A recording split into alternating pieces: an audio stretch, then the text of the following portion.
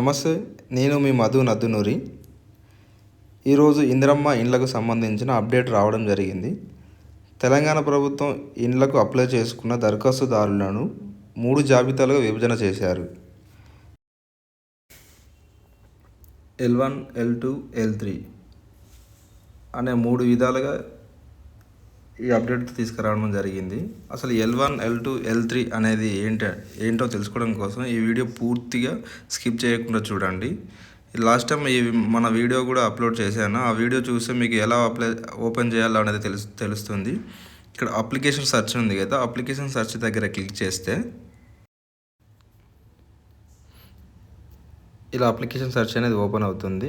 ఇక్కడ సెలెక్షన్ ఉంది కదా, సెలెక్షన్లో mobile number, Aadhaar number, applicant ID and FSC card నెంబర్తో ఒక నెంబర్ ఇచ్చి చూసుకోవచ్చు. ఇక్కడ చూపిస్తుంది కదా, కొత్త అప్డేట్ ఏంటంటే లిస్ట్ టైప్ అనేది ఉంది కదా. ఇక్కడ లిస్ట్ టైప్లో లిస్ట్ 1 అని ఉంది, అంటే L1లో రిమార్క్స్ వచ్చేసి non pucca houses with house sites అని ఉంది కదా, అంటే సొంత ఇంటి స్థలం ఉండి ఇల్లు లేని వారిని ఈ L1గా గుర్తించారు. అలాగే L2 అనేది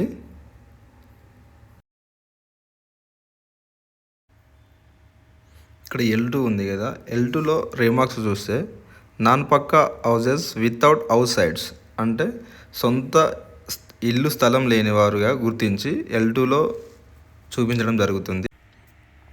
L2లో ఉన్నవారికి సొంత ఇల్లు స్థలం అనేది కల్పించి అందులో ఇల్లు కట్టుకోవడానికి ఒక 5 లక్షల ఆర్థిక సాయం అనేది ప్రభుత్వం ఇచ్చే యోచనలో ఉంది. మరియు అలాగే L3 జాబితా చూసే